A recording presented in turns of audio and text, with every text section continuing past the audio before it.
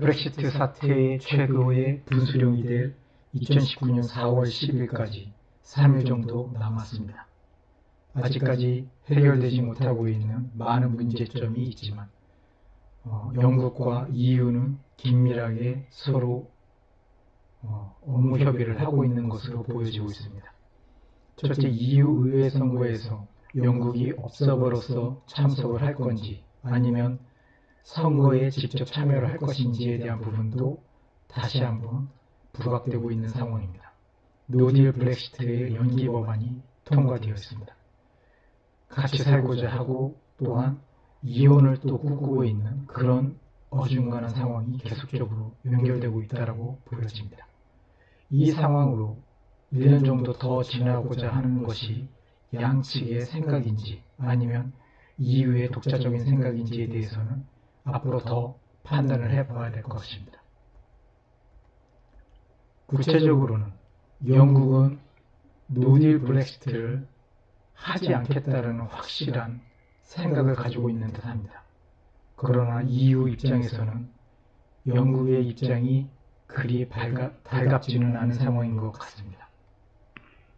1차 브렉시트 기한 연장 승인 조건에서도 탈퇴 협정이 승인되면 5월 22일까지 연기를 해주겠다라는 조건부 승인을 한 상태였지만 영국은 그조차도 해결을 못하고 미래관계 정치선언 같이 작은 부분에서 어떠한 승인이 있을지는 아직 예상할 수 없지만 그 부분을 가지고 다시 연기를 시도하려고 하는 듯합니다.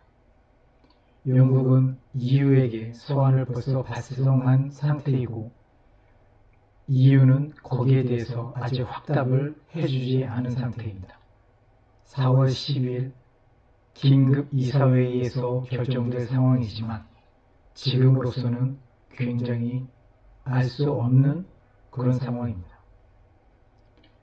주축을 이루고 있는 독일과 프랑스의 생각이 굉장히 다른 상황에서 4월 12일 날 노딜 브렉시트가 단행이 될 것인지 아니면 1년 정도 기한을 유예해 주면서 계속적으로 영국이 EU에 잔류하게 될 것인지 그 부분 또한 핵심적인 부분이라 할 수 있겠습니다.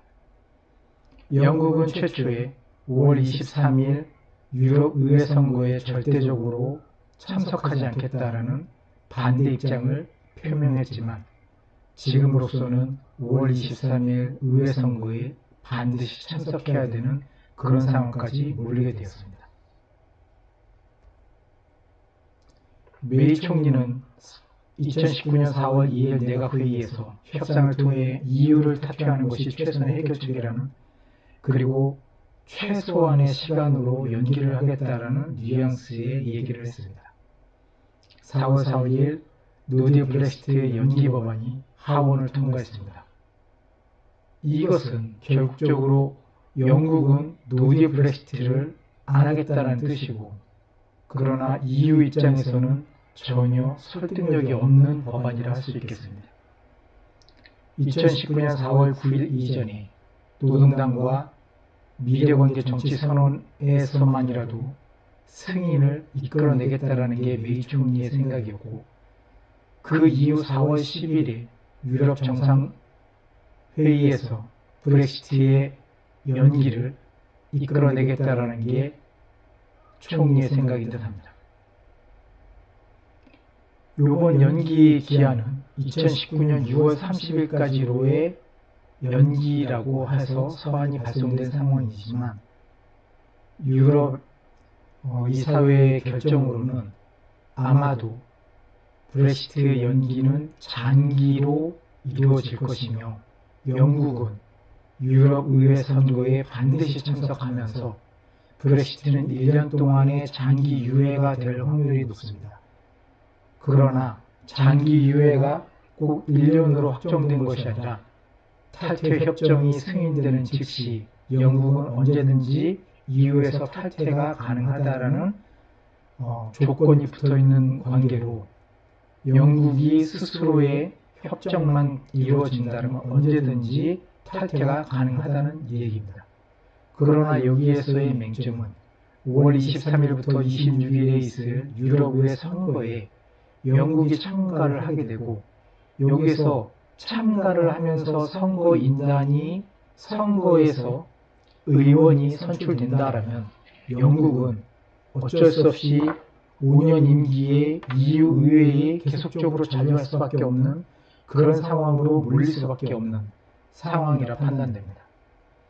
또한 5월 23일에 선거에 참석하지 않는다면 단지 참관자로서의 의회 선거가 될 것이고, 그렇게 된다면 6월 30일까지의 연장은 어느 정도 설득력이 있습니다. 그러나 EU의 입장에서 봤을 때는 영국이 의회 선거에 참가만 하고 그 이후에 EU에 잔류하지 않는다면 의회 선거에 참가하는 것이 의미가 없게 되기 때문에 굳이 6월 30일까지 브렉시트를 연장해 주는 것이 아무런 의미가 없다라는 그런 얘기가 나올 확률이 높습니다. 영국이 6월 30일까지 연장을 원하는 것은 7월 2일에 5년 임기의 EU 의회가 시작되기 때문이며, 그 이후에 탈퇴를 한다 하더라도 벌써 임기가 시작되었기 때문에 영국은 어쩔 수 없이 5년 정도 더 EU에 머물든지 아니면 계속적으로 EU에 남아야 되는 그런 상황에 몰리고 있는 것입니다. 2019년 EU 의회 구성을 보면 2018년까지 영국이 포함된다면 28개국에 751석이었습니다. 독일, 프랑스, 영국 순으로 많은 의석수를 차지하고 있었지만, 영국의 브렉시트를 단행한다면 그 이후에 EU 의회는 27개국 705석으로 수가 많이 줄어들게 됩니다. 독일은 96석으로 그대로 유지되지만 프랑스, 이탈리아, 스페인, 네덜란드 등은 추가로 의석수가 늘어나는 그런 형국입니다. 이런 내용이 다 된더라 하더라도 브렉시트 이후 EU에 남겨질 문제들은 산적해 있습니다. 항구적으로 안보협력 체계를 구축해야 되는 문제가 있을 거고, 이민자 및 난민 수용 문제로 인한 추가 예산 문제도 또한 심각합니다. 서유럽과 동유럽 간의 갈등 문제도 계속적으로 불거지고 있습니다. 폴란드의 탈퇴, 그리스의 탈퇴 등을 염두에 둘 수가 있겠습니다. 27개국 EU 회원국들은 오는 2020년 이후 EU 예산 분담금 상향 조정이 불가피합니다. 2021년부터 EU 예산에서 연간 100억 유로, 하나로 약 12조 8,200억 정도가 부족한 상태입니다.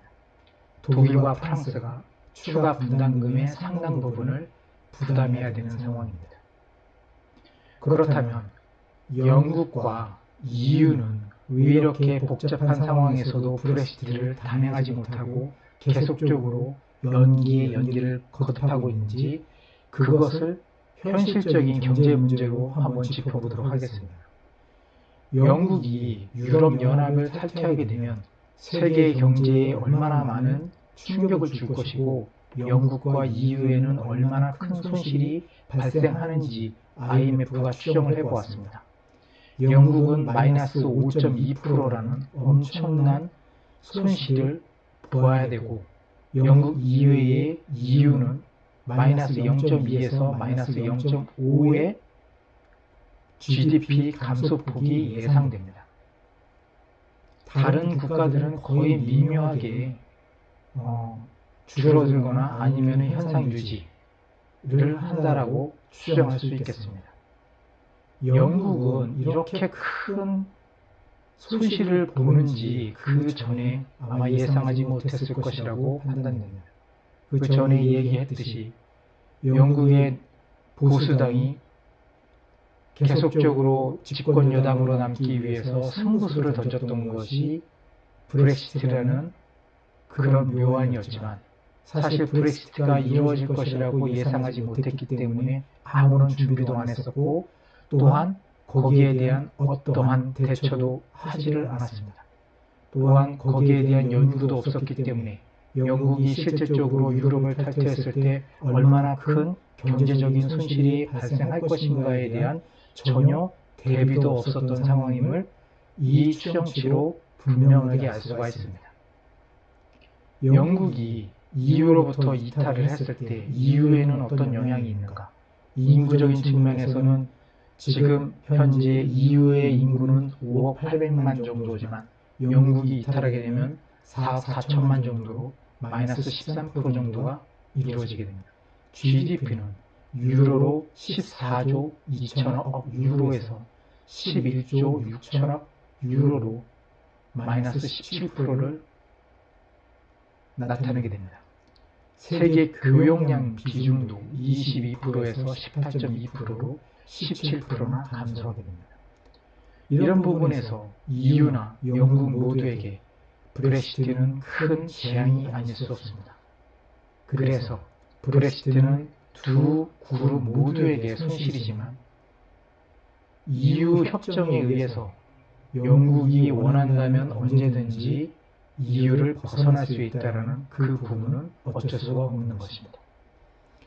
브렉시트 연장에 대한 다른 시각은 독일은 여유를 가지고 원만하게 처리될 때까지 기다리자 대신 조건을 내걸어서 독일과 그 외의 다른 나라들이 영국의 브렉시트로 인해서 가져야 되는 위험이라든지 아니면은 여러 나쁜 조건들을 최소화하는 방향으로 이끌어야 된다는 것이 독일의 입장이지만 프랑스는 너무나 오랜 동안 브렉시트가 연장되고 있는 그런 불확실성이 이제는 끝날 때가 됐다라는 것이 프랑스의 입장인 듯합니다.